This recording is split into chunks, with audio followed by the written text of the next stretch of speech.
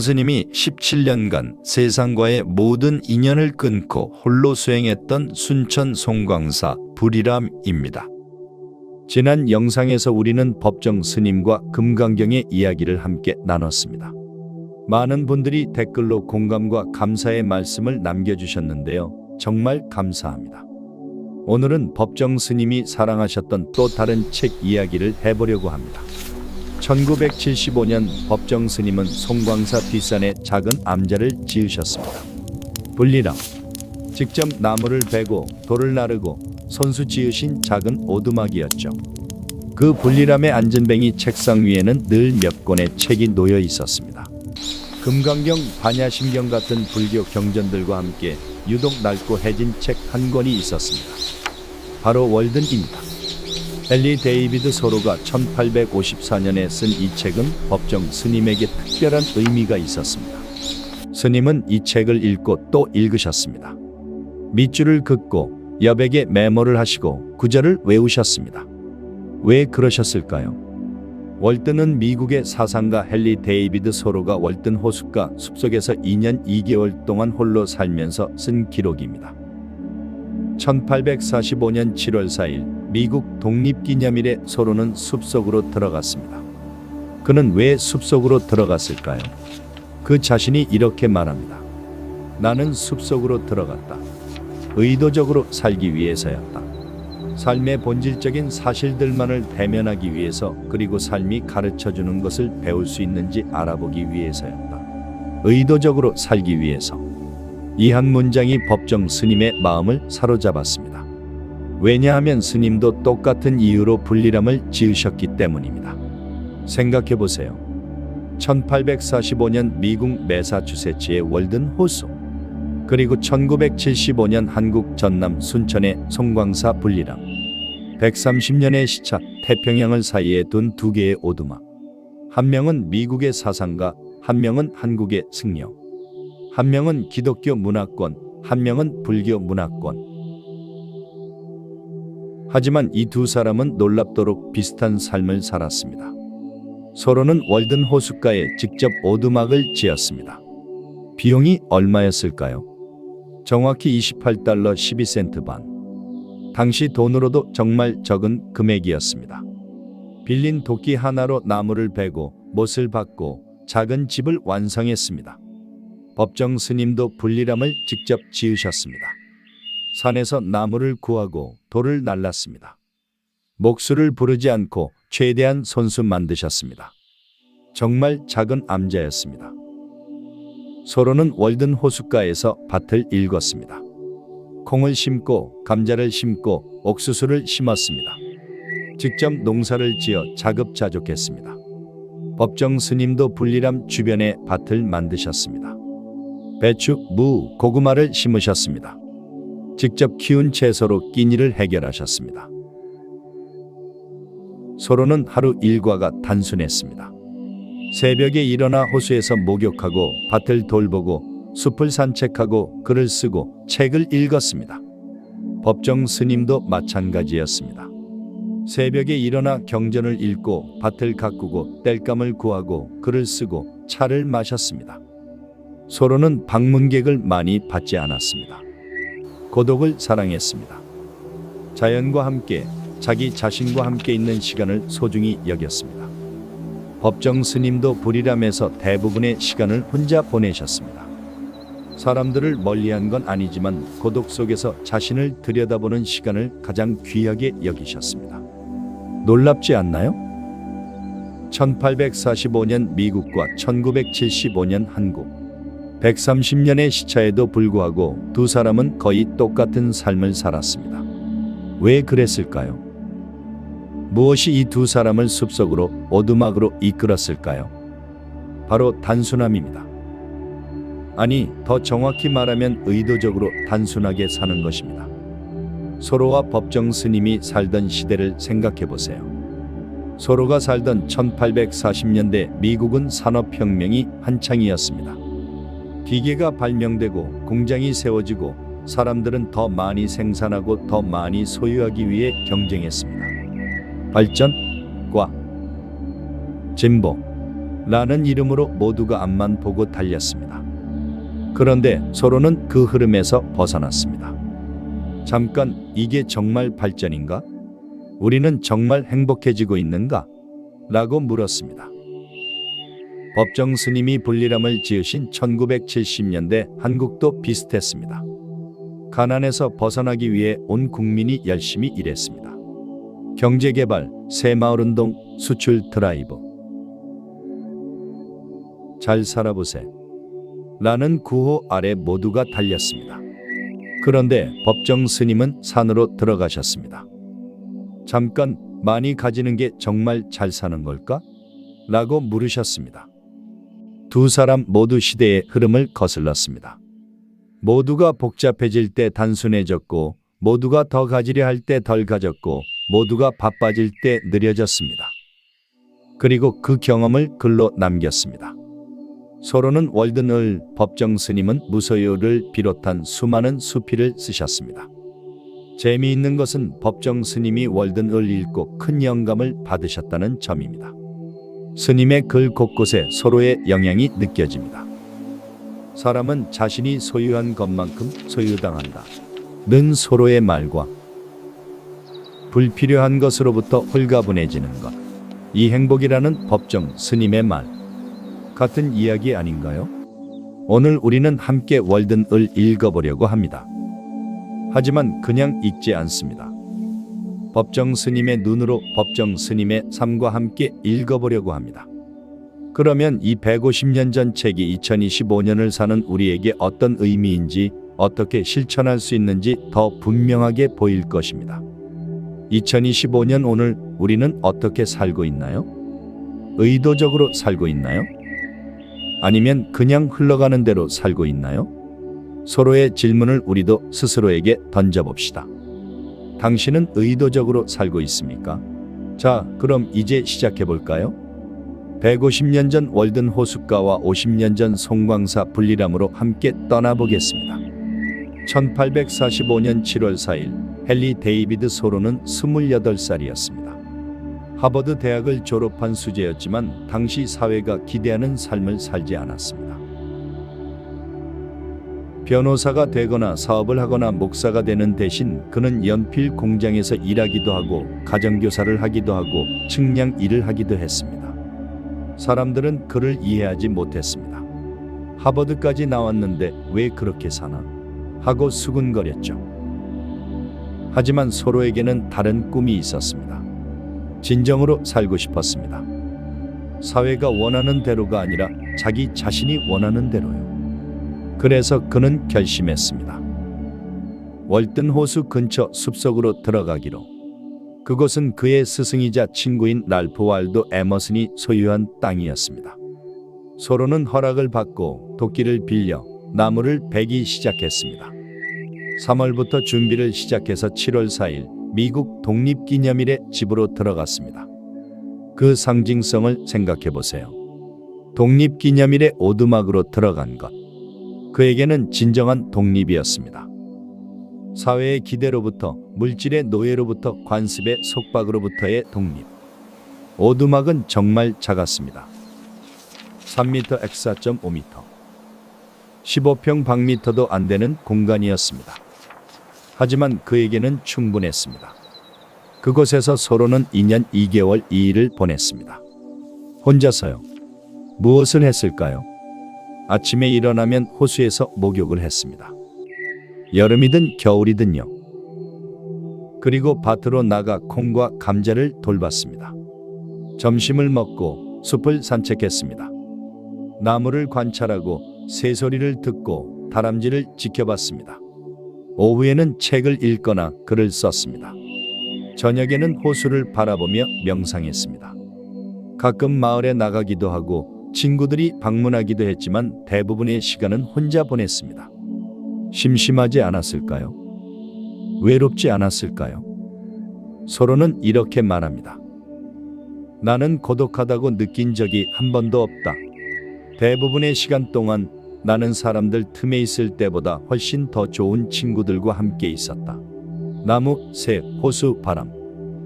이것들이 그의 친구였습니다. 130년 후 1975년 10월 한국 전라남도 순천시 송광사. 법정 스님은 43살이었습니다. 이미 승려로서 20년 가까운 세월을 보내셨고 불교신문 편집국장도 하셨고 여러 선원에서 수행도 하셨습니다. 그런데 스님은 결심하셨습니다. 송광사 뒷산에 암자를 짓고 홀로 살기로. 왜 그러셨을까요? 스님은 이렇게 말씀하셨습니다. 나는 홀로 있고 싶었다. 나 자신과 온전히 마주하고 싶었다. 그리고 덧붙이셨죠. 서로의 월든 을 읽고 큰 영향을 받았다. 고 법정 스님도 직접 암자를 지으셨습니다. 물론 전문 목수의 도움을 받기는 했지만 대부분의 일을 손수하셨습니다. 산에서 나무를 구하고 돌을 나르고 설계도 직접 하셨습니다. 불리람, 부처의 해가 비추는 집이라는 뜻입니다. 암자는 정말 작았습니다. 방 하나, 마루 하나. 서로의 오두막과 비슷한 크기였습니다. 그곳에서 법정 스님은 17년을 사셨습니다. 서로의 인연 2개월보다 훨씬 긴 시간이었죠. 스님의 하루는 어땠을까요? 새벽 4시에 일어나셨습니다. 세수를 하시고 촛불을 켜고 금강경을 독송하셨습니다. 그리고 밭으로 나가 채소를 돌보셨습니다. 배추, 무, 감자, 고구마를 직접 키우셨습니다. 오전에는 글을 쓰셨습니다. 안전뱅이 책상 앞에서 붓을 들고 한 글자 한 글자 정성스럽게요. 점심을 간단히 드시고 오후에는 땔감을 구하러 산에 가셨습니다. 나무를 베고 톱으로 자르고 도끼로 쪼개는 일. 힘든 노동이었지만 수행이기도 했습니다. 저녁에는 차를 끓여 드시며 책을 읽으셨습니다. 그 책 중에 월든이 있었습니다. 밤에는 촛불 아래서 다시 명상하시고 하루를 마무리하셨습니다. 방문객이 많지는 않았습니다. 가끔 다른 스님들이 찾아오기도 하고 신도들이 오기도 했지만 대부분의 시간은 혼자 보내셨습니다. 외롭지 않으셨을까요? 법정 스님은 이렇게 말씀하셨습니다. 홀로 있다는 것과 외롭다는 것은 다르다. 나는 홀로 있을 때 가장 풍요롭다. 나무, 새, 바람, 구름. 이것들이 스님의 벗이었습니다. 서로와 똑같이요. 두 사람의 공통점을 정리해 볼까요? 첫째, 자발적 가난을 선택했습니다. 서로는 돈을 벌 능력이 있었습니다. 하버드를 나왔고 똑똑했고 글도 잘 썼습니다. 하지만 최소한만 일하고 최소한만 소유했습니다. 법정 스님도 마찬가지였습니다. 책을 쓰시면서 인세가 들어왔지만 모두 기부하셨습니다. 개인적으로는 정말 적게 소유하셨습니다. 둘째, 자연 속에서 살았습니다. 서로는 월든 호숫가 숲속에서, 법정 스님은 송광사 뒷산에서. 두 사람 모두 자연을 스승으로 여겼습니다. 셋째, 고독을 사랑했습니다. 사람들을 싫어한 게 아닙니다. 하지만 혼자 있는 시간을 더 귀하게 여겼습니다. 자기 자신과 온전히 마주하는 시간을요. 넷째, 노동을 소중히 여겼습니다. 두 사람 모두 직접 밭을 갈고 직접 땔감을 구하고 직접 집을 수리했습니다. 몸을 움직이는 것을 수행으로, 명상으로 여겼습니다. 다섯째, 글을 썼습니다. 서로는 월든을 썼고 법정 스님은 무소유를 비롯한 수많은 수필을 쓰셨습니다. 두 사람 모두 자신의 경험을 기록하고 싶어 했습니다. 여섯째, 시대를 앞서갔습니다. 서로가 살던 1840년대에 누가 단순하게 살자고 했을까요? 모두가 더 가지려고 할 때 그는 덜 가졌습니다. 법정 스님이 불리람을 지으신 1970년대 한국도 마찬가지였습니다. 모두가 잘 살아보겠다고 달릴 때 스님은 산으로 들어가셨습니다. 그리고 지금 2025년 두 사람의 메시지가 어느 때보다 절실하게 느껴집니다. 왜 그럴까요? 우리는 서로와 법정 스님이 경고했던 그 삶을 살고 있기 때문입니다. 더 많이 소유하고 더 바쁘게 살고 더 복잡해지고 있습니다. 그래서 불행합니다. 그래서 지쳐 있습니다. 서로와 법정 스님은 150년의 시차를 뛰어넘어 우리에게 말합니다. 잠깐 멈춰라. 정말 중요한 것이 무엇인지 생각해보라. 의도적으로 살아라. 나는 숲속으로 들어갔다. 의도적으로 살기 위해서였다. 이 문장으로 시작해볼까요? 서로의 가장 유명한 말입니다. 의도적으로 산다는 것. 이게 무슨 뜻일까요? 서로는 이렇게 설명합니다. 나는 삶의 본질적인 사실들만을 대면하고 싶었다. 그리고 삶이 가르쳐주는 것을 배울 수 있는지 알아보고 싶었다. 그래서 죽음을 맞이할 때 내가 살지 않았다는 것을 발견하지 않기 위해서였다. 놀라운 문장 아닌가요? 살지 않았다는 것을 발견하지 않기 위해서. 우리는 살고 있을까요? 아니면 그냥 시간을 보내고 있을까요? 매일 일어나서 출근하고, 일하고, 퇴근하고, 밥 먹고, TV 보고, 잠들고, 주말에는 피곤해서 쉬고, 그리고 월요일이 되면 다시 반복. 이게 사는 걸까요? 서로는 말합니다. 대부분의 사람들은 조용한 절망 속에서 살아간다. 조용한 절망. 겉으로는 괜찮아 보이지만 속으로는 이게 다인가? 하고 묻는 것. 나는 왜 이렇게 사는 거지? 하고 의문을 품는 것.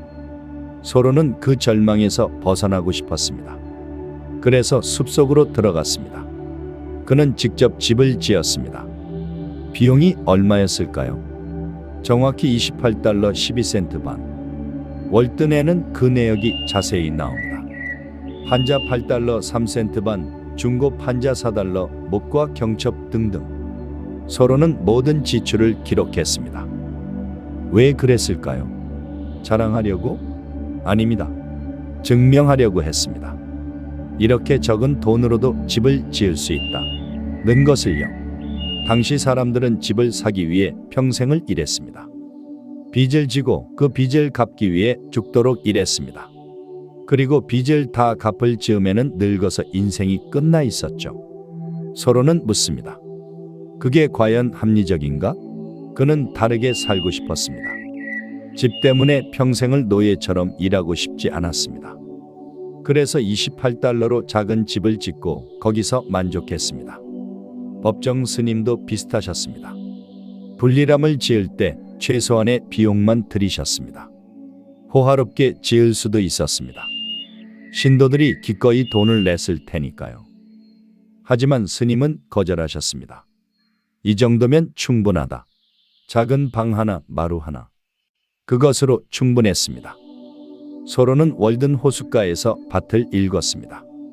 콩을 심었는데 얼마나 심었을까요? 2.5에이커, 약 3,000평 정도입니다. 혼자 먹기에는 너무 많죠. 왜 그렇게 많이 심었을까요? 팔기 위해서였습니다. 서로도 약간의 돈은 필요했거든요. 소금, 쌀, 옷 같은 것들을 사야 했으니까요. 콩농사로 얼마를 벌었을까요? 1년에 $8 정도.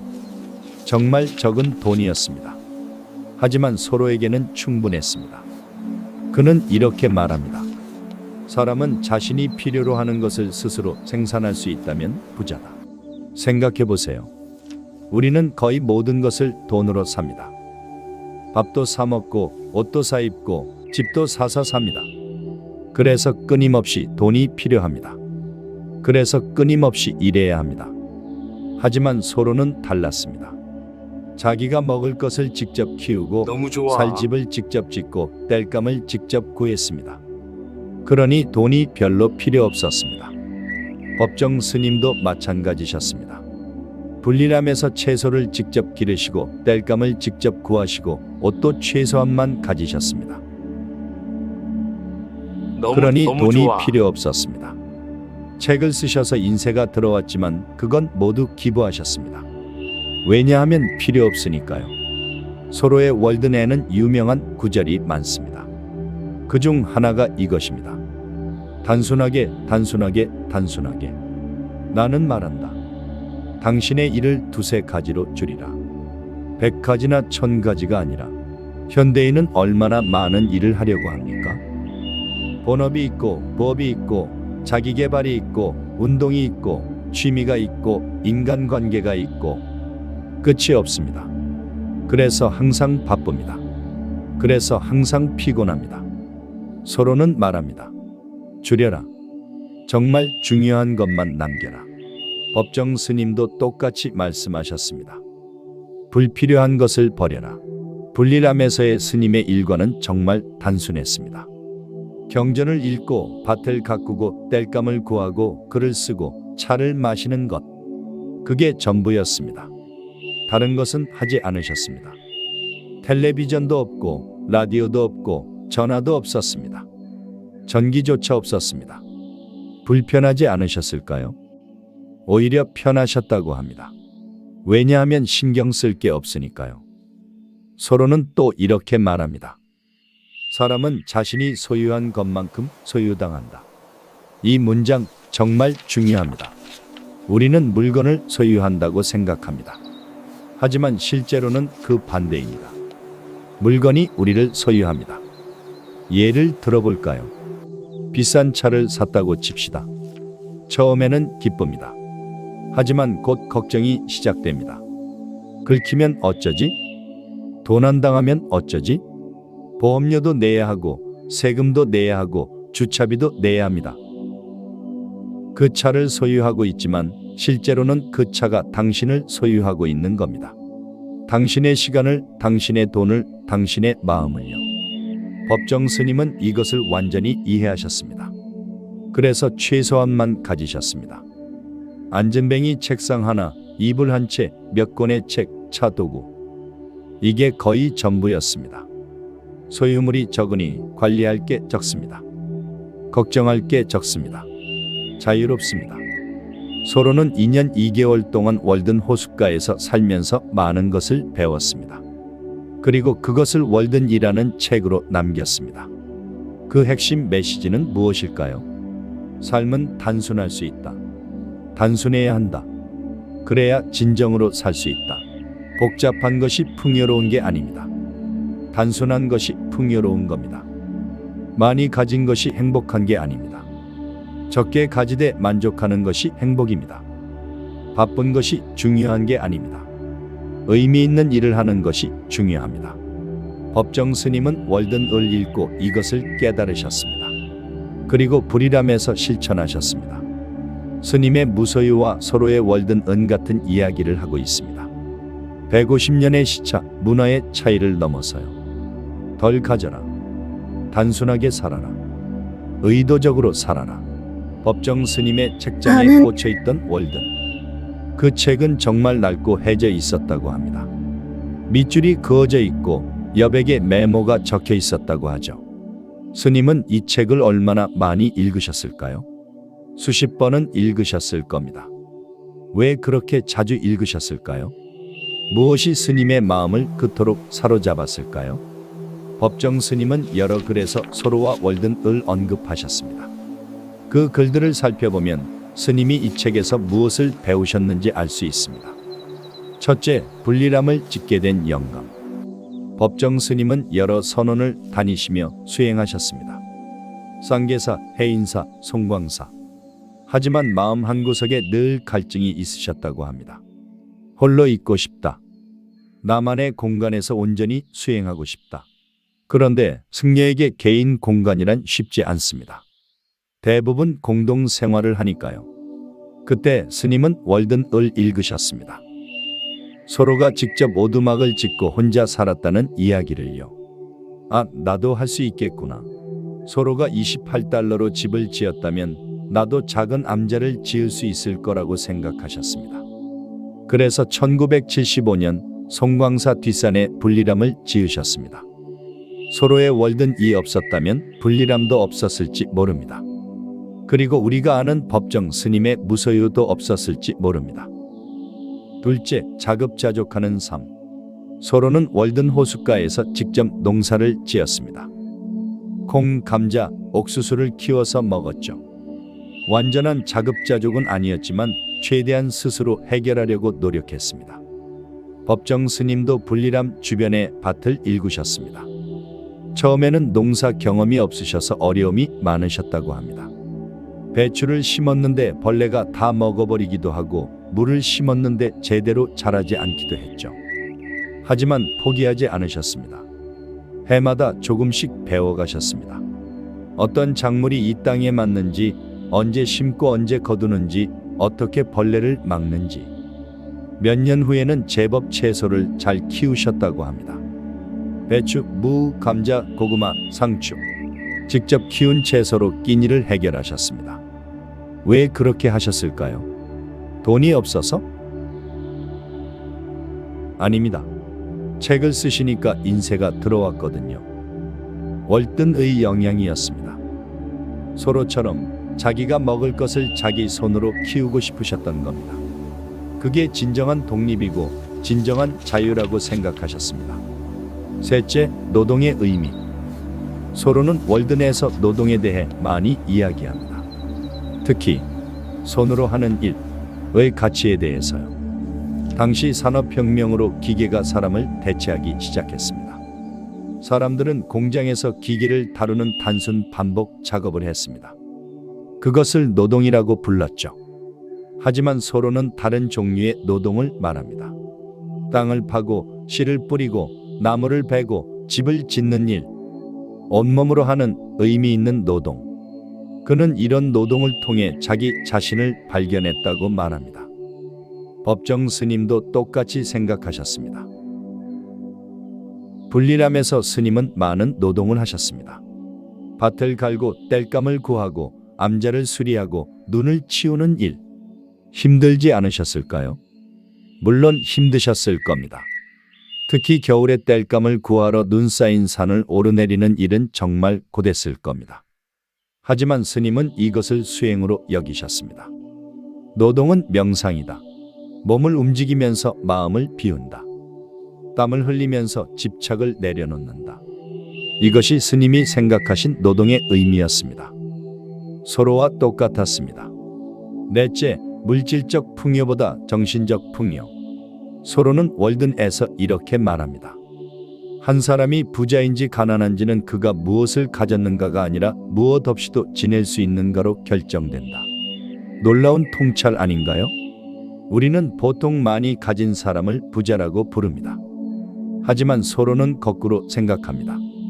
적게 가지고도 만족하는 사람이 진짜 부자라고요. 왜냐하면 그는 어떤 것에도 의존하지 않으니까요. 자유롭고 독립적이니까요. 법정 스님은 이 생각에 깊이 공감하셨습니다. 스님은 물질적으로는 정말 적게 가지셨습니다. 하지만 정신적으로는 무척 풍요로우셨습니다. 좋은 책을 읽으시고 아름다운 자연을 감상하시고 깊은 명상을 하시고 의미 있는 글을 쓰시고 이런 것들이 스님에게는 진짜 재산이었습니다. 돈으로 살 수 없는 것들이었습니다. 다섯째, 고독의 가치. 소로는 월든에서 고독에 대해 한 장을 할애해서 이야기합니다. 나는 고독하다고 느낀 적이 한 번도 없다. 사람들은 혼자 있으면 외롭다고 생각합니다. 그래서 끊임없이 사람들과 어울리려고 합니다. 모임에 나가고 파티에 가고 약속을 잡습니다. 하지만 소로는 말합니다. 혼자 있는 것과 외로운 것은 다르다. 혼자 있을 때 진정으로 자기 자신과 만날 수 있습니다. 자신의 생각을 들을 수 있고 자신의 마음을 볼 수 있습니다. 법정 스님도 완전히 동의하셨습니다. 스님은 홀로 사는 즐거움이라는 책까지 쓰셨죠. 제목부터 소로의 영향이 느껴집니다. 불리람에서 스님은 대부분의 시간을 혼자 보내셨습니다. 하지만 외롭지 않으셨습니다. 오히려 가장 충만하셨다고 하죠. 홀로 있을 때 나는 비로소 나 자신이 된다. 이것이 스님이 소로에게서 배운 것이었습니다. 여섯째, 자연과의 교감. 소로는 자연을 관찰하고 기록하는 것을 좋아했습니다. 어떤 새가 언제 날아오는지, 어떤 꽃이 언제 피는지, 호수가 언제 얼고 녹는지. 그는 자연을 단순히 배경으로 보지 않았습니다. 자연 그 자체를 공부했습니다. 자연에게서 배웠습니다. 법정 스님도 마찬가지셨습니다. 불리람 주변의 나무, 꽃, 새, 벌레. 스님은 이 모든 것을 세심하게 관찰하셨습니다. 그리고 그것들에 대해 글을 쓰셨습니다. 스님의 수필을 읽어보면 자연에 대한 묘사가 정말 섬세합니다. 그냥 스쳐 지나가며 본 것이 아니라 오래 들여다보고 깊이 느낀 것들입니다. 이것도 서로에게서 배운 것이었습니다. 일곱째, 글쓰기.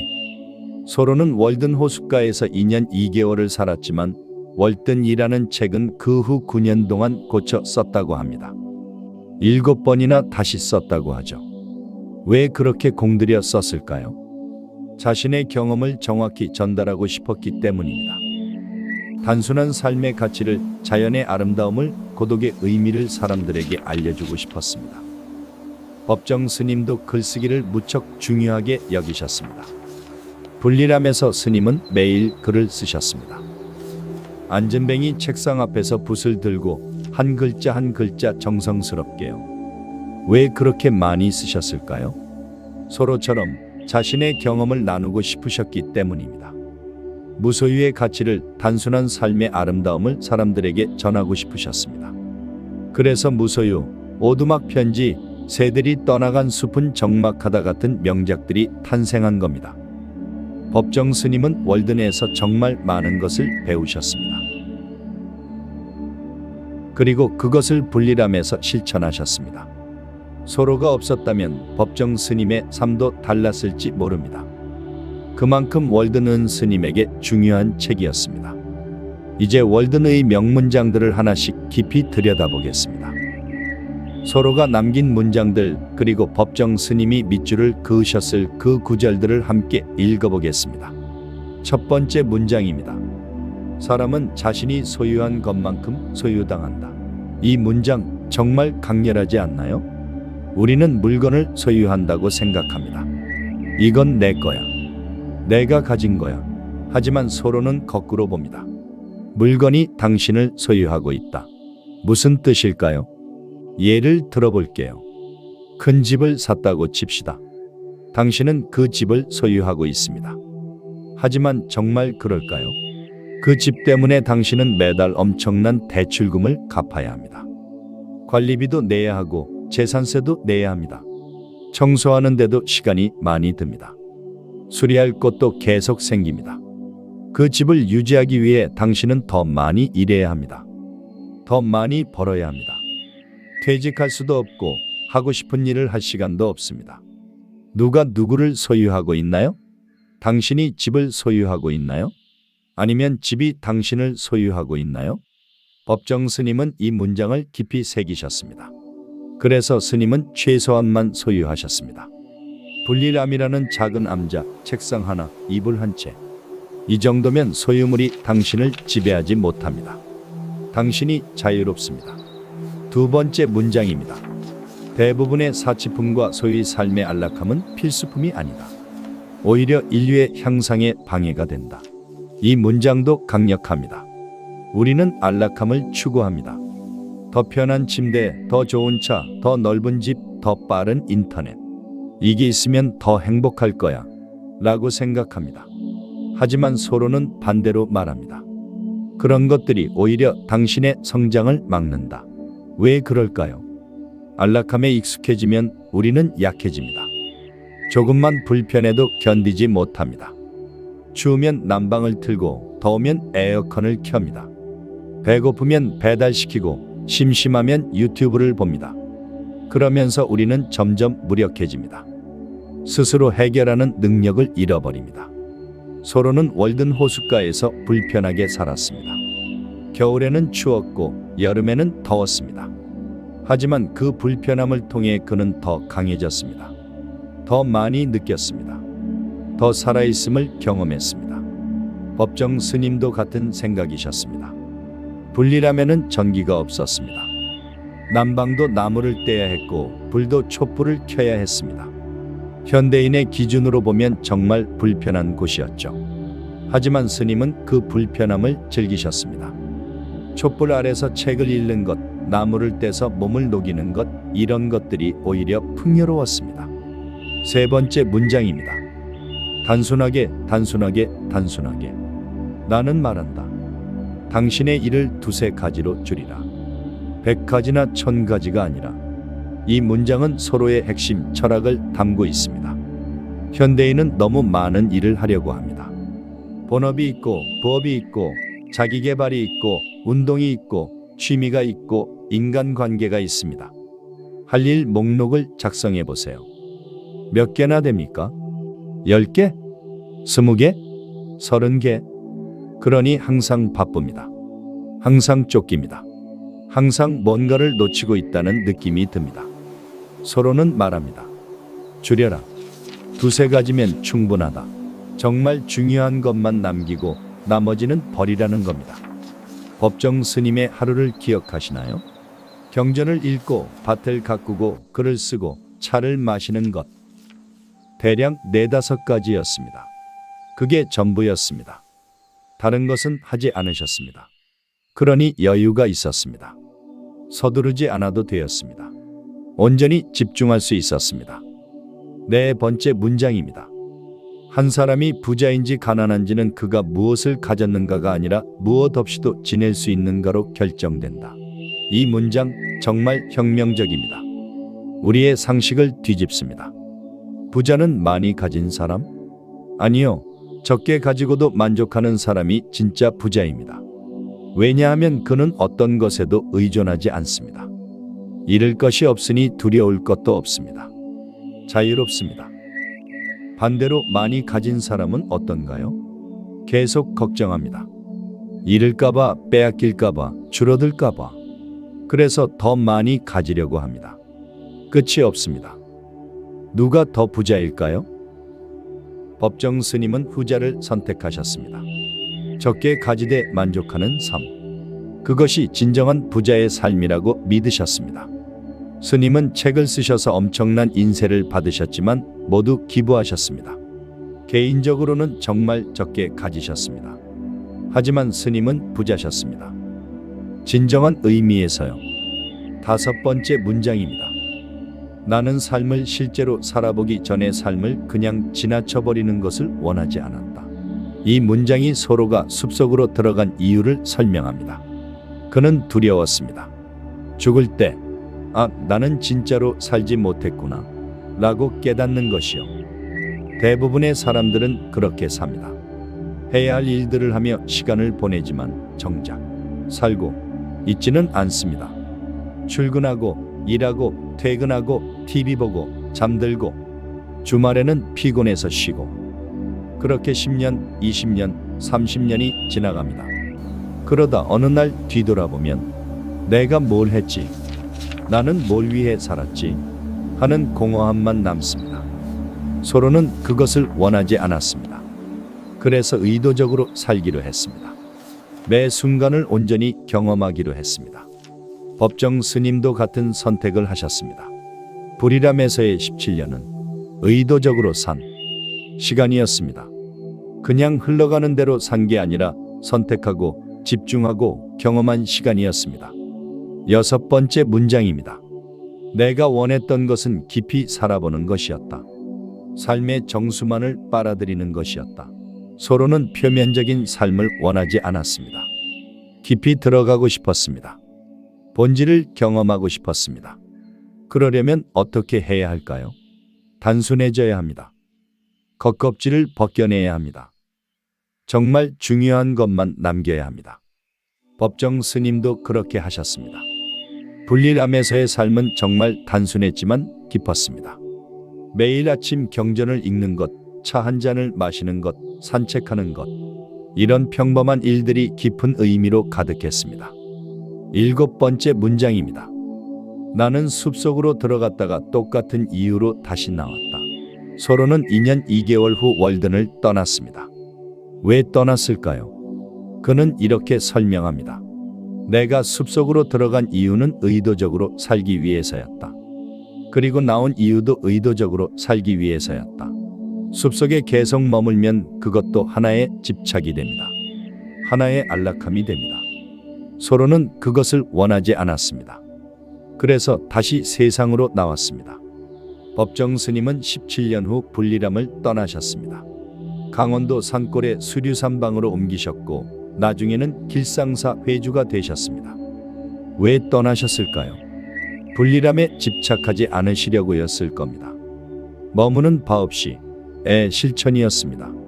8번째 문장입니다. 아침마다 나에게는 즐거운 초대가 있었다. 내 삶을 자연처럼 단순하게 만들라는, 그리고 순수하게 만들라는 이 문장이 정말 아름답습니다. 매일 아침 자연이 서로를 초대합니다. 나처럼 단순해져라. 나처럼 순수해져라. 나무는 복잡하지 않습니다. 그냥 자랍니다. 꽃은 계산하지 않습니다. 그냥 핍니다. 새는 걱정하지 않습니다. 그냥 노래합니다. 자연은 단순하고 순수합니다. 그래서 아름답습니다. 법정 스님도 자연에게서 배우셨습니다. 불리람 주변의 나무, 꽃, 새들. 스님은 그들을 관찰하며 단순함과 순수함을 배우셨습니다. 그리고 그렇게 살려고 노력하셨습니다.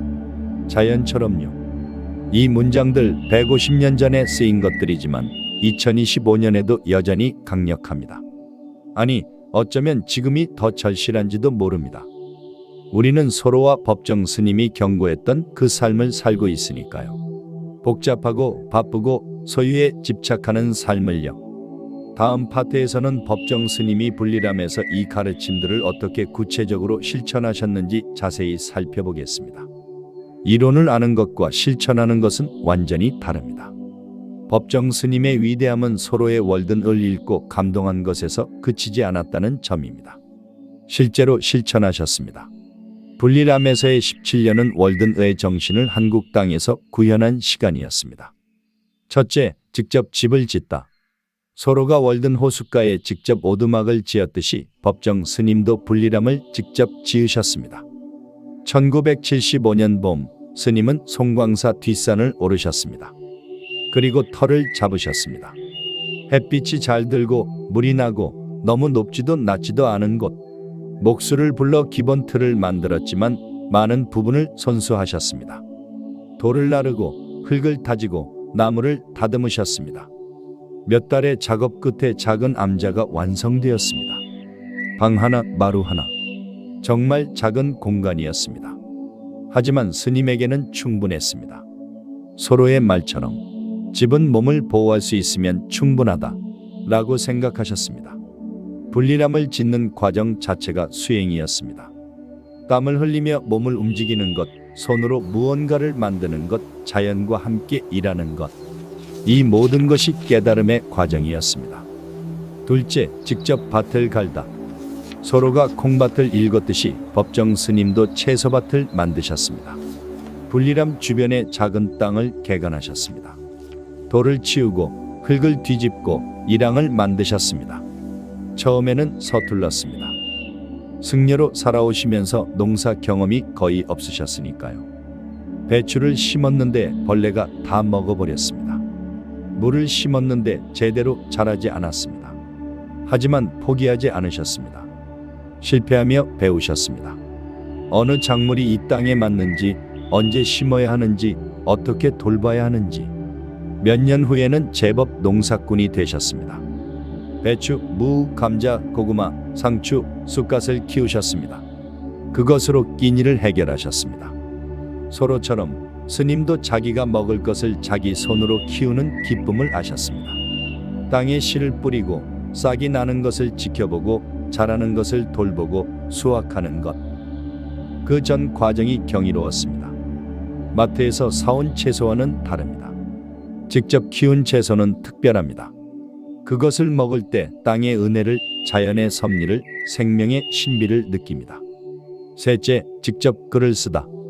서로가 월든에서의 경험을 글로 남겼듯이 법정 스님도 불리람에서의 삶을 글로 쓰셨습니다. 매일 오전 스님은 안진뱅이 책상 앞에 앉으셨습니다. 붓을 들고 먹을 갈고 원고지에 한 글자 한 글자 정성스럽게 쓰셨습니다. 무엇을 쓰셨을까요? 불리람에서의 일상을 쓰셨습니다. 밭을 가꾸는 일, 땔감을 구하는 일, 차를 마시는 일, 산책하는 일. 평범한 일상이었지만 스님의 붓끝에서 그것들은 깊은 의미를 담은 이야기가 되었습니다. 오두막 편지, 새들이 떠나간 숲은 적막하다, 삼방한담. 이런 책들이 불리람에서 탄생했습니다. 스님의 글은 서로의 글과 닮아 있습니다. 단순하지만 깊고 평범하지만 아름답고 일상적이지만 철학적입니다. 소로가 월든을 통해 단순한 삶을 전파했듯이 법정 스님도 그를 통해 무소유를 전파하셨습니다. 넷째, 직접 땔감을 구하다. 불리람에는 전기가 없었습니다. 난방도 취사도 모두 나무를 떼서 해결했습니다. 그래서 스님은 매일 오후 산으로 나가셨습니다. 땔감을 구하러요. 죽은 나무를 찾아서 톱으로 자르고 지게에 지고 암자로 돌아와 도끼로 쪼개셨습니다. 겨울에는 특히 힘들었습니다. 눈 쌓인 산을 오르내리며 나무를 나르는 일은 정말 고된 노동이었습니다. 하지만 스님은 이것을 즐기셨습니다. 아니, 수행으로 여기셨습니다. 소로도 비슷했습니다. 그는 월든에서 장작을 패는 일에 대해 길게 이야기합니다. 장작을 패면 2번 따뜻해진다. 한 번은 팰 때, 또 한 번은 태울 때. 몸을 움직이는 것 자체가 따뜻함입니다. 그리고 그렇게 구한 장작으로 불을 떼면 그 따뜻함이 배가 됩니다. 법정 스님도 같은 경험을 하셨습니다. 직접 구한 땔감으로 불을 지피고 그 불로 몸을 녹이고 밥을 짓는 것. 그것은 단순한 생존이 아니라 자연과의 교감이었고 삶의 본질을 경험하는 것이었습니다. 다섯째, 최소한으로 살다. 소로의 월든 오두막에는 정말 적은 물건만 있었습니다. 침대, 책상, 의자 3개, 접시, 컵, 숟가락, 책 몇 권. 이게 거의 전부였습니다. 불리람도 마찬가지였습니다. 안전뱅이 책상 하나, 이불 한 채, 차 도구 한 세트, 옷 몇 벌, 책 몇 권. 스님의 소유물은 이것뿐이었습니다. 방문객들이 놀랐다고 합니다. 스님, 이렇게 적은 것으로 어떻게 지내십니까? 하고 물으면 스님은 웃으시며 대답하셨습니다. 이것도 많은 편입니다. 정말로 그러셨을까요? 네, 정말이었습니다. 스님에게는 그것으로 충분했습니다. 소로가 말했듯이 한 사람에게 필요한 것은 정말 적다. 음식, 옷, 잠잘 곳. 이것만 있으면 살 수 있습니다. 나머지는 모두 추가된 것들입니다.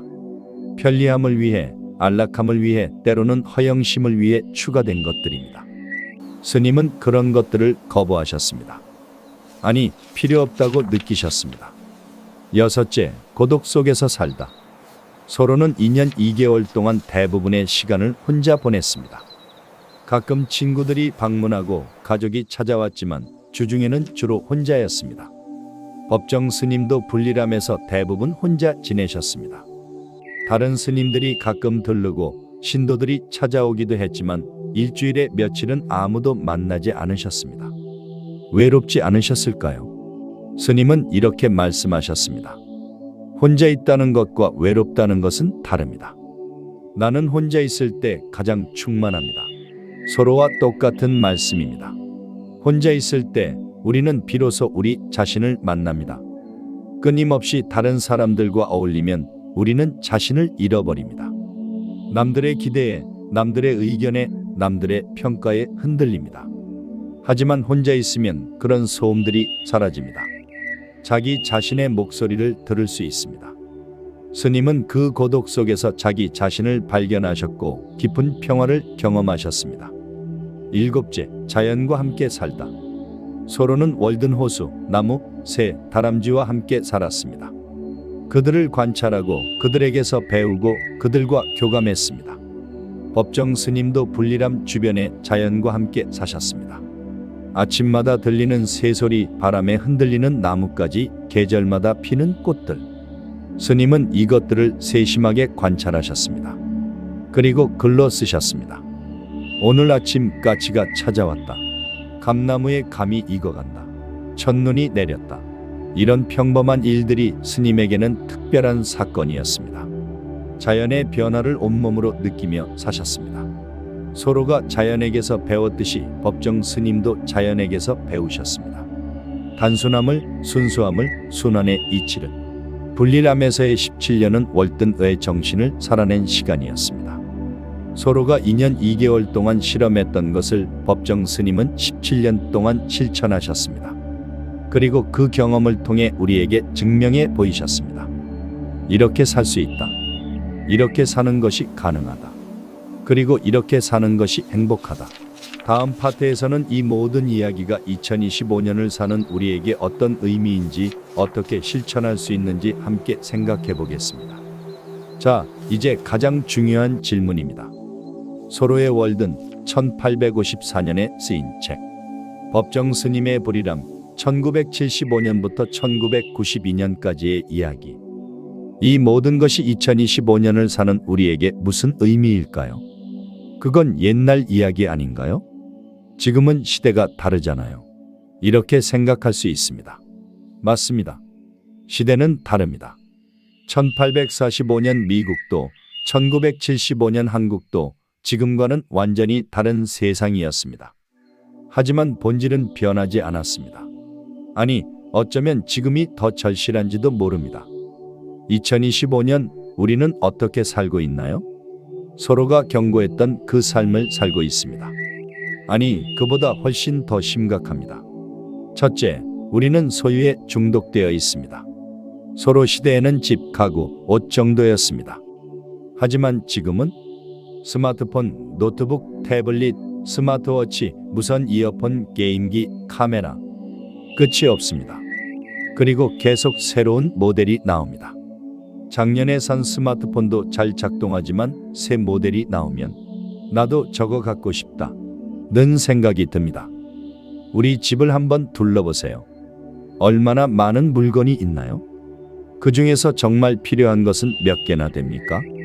서로가 말했습니다. 사람은 자신이 소유한 것만큼 소유당한다. 우리는 물건의 노예가 되어 있습니다. 그것을 사기 위해 일하고 관리하기 위해 시간을 쓰고 잃을까 봐 걱정합니다. 둘째, 우리는 복잡함 속에서 허덕이고 있습니다. 서로는 단순하게 라고 말했습니다. 하지만 우리의 삶은 점점 더 복잡해지고 있습니다. 할 일 목록을 보세요. 업무 이메일에 답하기, 회의 참석하기, 보고서 작성하기, 운동하기, 영어 공부하기, 독서하기, 부모님께 연락드리기, 친구 만나기, 아이 숙제 봐주기. 하루 24시간이 모자랍니다. 항상 뭔가에 쫓기고 있습니다. 그래서 피곤합니다. 그래서 스트레스 받습니다. 서로와 법정 스님은 두세 가지 일에 집중했습니다. 우리는 20가지, 30가지를 동시에 하려고 합니다. 셋째, 우리는 비교의 지옥에 살고 있습니다. 서로 시대에는 이웃과 비교할 정도였습니다. 하지만 지금은 인스타그램, 페이스북, 유튜브를 열면 전 세계 사람들의 잘 나가는 모습을 봅니다. 멋진 여행, 맛있는 음식, 예쁜 집, 멋진 차, 행복한 가족, 성공한 사업. 끊임없이 다른 사람들의 하이라이트를 봅니다. 그러면 어떻게 될까요? 나는 왜 이 모양이지? 하는 생각이 듭니다. 내 삶이 초라해 보입니다. 하지만 그것은 환상입니다. 서로가 말했듯이 모든 모습은 허망하다. 사람들은 보여주고 싶은 것만 보여줍니다. 실제 삶은 훨씬 복잡하고 때로는 힘듭니다. 법정 스님은 비교하지 않으셨습니다. 남들이 어떻게 사는지 신경 쓰지 않으셨습니다. 자기 자신의 삶에 집중하셨습니다. 넷째, 우리는 의도적으로 살고 있지 않습니다. 서로의 가장 중요한 메시지를 기억하시나요? 의도적으로 살기 위해서 숲속으로 들어갔다. 우리는 의도적으로 살고 있나요? 아침에 알람이 울리면 일어나고 출근하고 일하고 퇴근하고 저녁 먹고 TV 보고 잠들고 주말에는 피곤해서 쉬고 그리고 월요일이 되면 다시 반복. 이게 의도적인 삶인가요? 아니면 그냥 흘러가는 대로 사는 건가요? 서로는 죽을 때 내가 살지 않았다는 것을 발견하지 않기 위해서 숲속으로 들어갔다고 했습니다. 우리는 어떤가요? 정말 살고 있나요? 아니면 그냥 시간을 보내고 있나요? 다섯째, 우리는 자연과 단절되어 있습니다. 서로와 법정 스님은 자연 속에서 살았습니다. 나무, 새, 바람, 구름과 함께 했습니다. 우리는 대부분의 시간을 실내에서 보냅니다. 사무실, 집, 카페, 지하철. 하루 종일 화면을 들여다봅니다. 컴퓨터, 스마트폰, 태블릿. 자연을 경험할 기회가 거의 없습니다. 주말에 가끔 등산 가는 게 전부입니다. 그래서 우리는 점점 자연의 리듬을 잃어버립니다. 계절의 변화를 느끼지 못하고 생명의 순환을 경험하지 못합니다. 그렇다면 우리는 어떻게 해야 할까요? 모두가 산속으로 들어가야 할까요? 분리람을 지어야 할까요? 아닙니다. 그럴 필요는 없습니다. 소로와 법정 스님이 우리에게 말하는 것은 산속으로 가라가 아닙니다. 의도적으로 살아라 입니다. 구체적으로 무엇을 할 수 있을까요? 첫째, 미니멀리즘을 실천하세요. 월드는 미니멀리즘의 원조입니다. 소로가 170년 전에 했던 이야기를 지금 미니멀리스트들이 다시 하고 있습니다. 오늘 집에 돌아가시면 물건 하나를 버려보세요. 1년 동안 안 쓴 물건, 정말 필요 없는 물건 하나만요. 그리고 내일은 또 하나, 모레는 또 하나. 천천히 조금씩 줄여가세요. 정말 필요한가? 이 질문을 항상 던지세요. 새로운 것을 사려고 할 때, 이미 가진 것을 보관할 때. 둘째, 단순함을 추구하세요. 할 일 목록을 줄이세요. 정말 중요한 것만 남기고 나머지는 버리세요. 소로는 두세 가지로 줄이라고 했습니다. 우리도 할 수 있습니다. 지금 당장은 아니어도 조금씩 줄여갈 수 있습니다. 이게 정말 중요한가? 이 질문을 항상 던지세요. 셋째, SNS 사용을 줄이세요. 비교의 지옥에서 벗어나세요. 하루에 SNS 보는 시간을 정하세요. 30분 혹은 1시간. 그 이상은 보지 마세요. 그리고 볼 때도 이렇게 생각하세요. 저건 그 사람의 한순간일 뿐이다. 전체가 아니다. 좋아요 숫자에 집착하지 마세요. 남들의 삶과 비교하지 마세요. 넷째, 자연과 시간을 보내세요. 매일은 아니어도 일주일에 한 번이라도 자연 속에 가세요. 공원이어도 좋고 산이어도 좋고 강이어도 좋습니다. 그리고 화면을 꺼두세요. 스마트폰을 주머니에 넣으세요. 그냥 걸으세요. 보세요. 들으세요. 느끼세요. 나무를, 새를, 바람을, 구름을. 다섯째, 고독의 시간을 가지세요. 일주일에 한 번 혼자만의 시간을 가지세요. 아무도 만나지 않고 아무것도 하지 않는 시간. 그냥 앉아 있으세요. 생각하세요. 자신을 들여다보세요. 나는 지금 어떻게 살고 있나? 나는 정말 행복한가? 무엇이 정말 중요한가? 여섯째, 의도적으로 사세요. 매일 아침 일어나서 이렇게 다짐하세요. 오늘 나는 의도적으로 살겠다. 그냥 흘러가는 대로 살지 않겠다. 선택하고 집중하고 온전히 경험하겠다. 그렇게 하루하루를 의도적으로 살면 인생이 바뀝니다. 소로는 월든 호숫가에서 2년 2개월을 보냈습니다. 법정 스님은 불이람에서 17년을 보내셨습니다. 우리는 어디로 갈까요? 어디로 가야 할까요? 어디로 갈 필요 없습니다. 지금 여기서 시작하면 됩니다. 월든의 정신은 장소가 아닙니다. 태도입니다. 선택입니다. 단순하게 살기로 선택하고 의도적으로 살기로 선택하고 정말 중요한 것에 집중하기로 선택하는 것. 그것이 바로 월든 2025년 우리에게 주는 메시지입니다. 여러분, 오늘 우리는 긴 여정을 함께 했습니다. 1845년 미국 월든 호수에서 시작해서 1975년 한국 송광사 분리람을 거쳐 2025년 오늘 여기까지 왔습니다. 170년이라는 시간, 태평양을 건너는 거리. 하지만 메시지는 하나입니다. 단순하게 살아라. 의도적으로 살아라. 정말 중요한 것에 집중하라. 소로는 이렇게 말했습니다. 나는 숲속으로 들어갔다. 의도적으로 살기 위해서였다. 삶의 본질적인 사실들만을 대면하기 위해서, 그리고 삶이 가르쳐주는 것을 배울 수 있는지 알아보기 위해서였다. 그래서 죽음을 맞이할 때 내가 살지 않았다는 것을 발견하지 않기 위해서였다. 법정 스님은 이렇게 말씀하셨습니다. 불필요한 것으로부터 얼마만큼 홀가분해져 있느냐에 따라 행복의 문이 열린다. 두 사람이 같은 이야기를 하고 있습니다. 150년의 시차를 넘어서요. 여러분, 우리도 할 수 있습니다. 산속으로 들어갈 필요 없습니다. 암자를 지을 필요 없습니다. 지금 여기서 오늘부터 시작하면 됩니다. 물건 하나 버리기, 할 일 하나 줄이기, SNS 시간 줄이기, 자연과 시간 보내기, 고독의 시간 갖기, 그리고 가장 중요한 것, 매일 아침 이렇게 다짐하세요. 오늘 나는 의도적으로 살겠다. 그렇게 하루하루를 쌓아가면 여러분의 삶이 바뀔 것입니다. 더 단순해지고 더 자유로워지고 더 행복해질 것입니다. 소로와 법정 스님이 증명해 보이셨습니다. 이렇게 살 수 있다. 그리고 이렇게 사는 것이 아름답다. 오늘 이 영상이 여러분에게 조금이라도 도움이 되었다면 좋아요와 구독 부탁드립니다. 그리고 댓글로 여러분의 생각을 나눠주세요. 당신에게 월든은 어떤 의미인가요? 그리고 어떤 것을 내려놓고 싶으신가요? 다음 영상에서는 법정 스님이 사랑했던 또 다른 책 그리스인 조르바에 대해 이야기해 보겠습니다. 무거운 철학이 아닌 삶을 춤추듯 사는 자유로운 영혼의 이야기입니다. 끝까지 시청해 주셔서 감사합니다. 여러분 모두 단순하게, 의도적으로, 아름답게 사시길 바랍니다. 편안한 밤 되시길 바랍니다.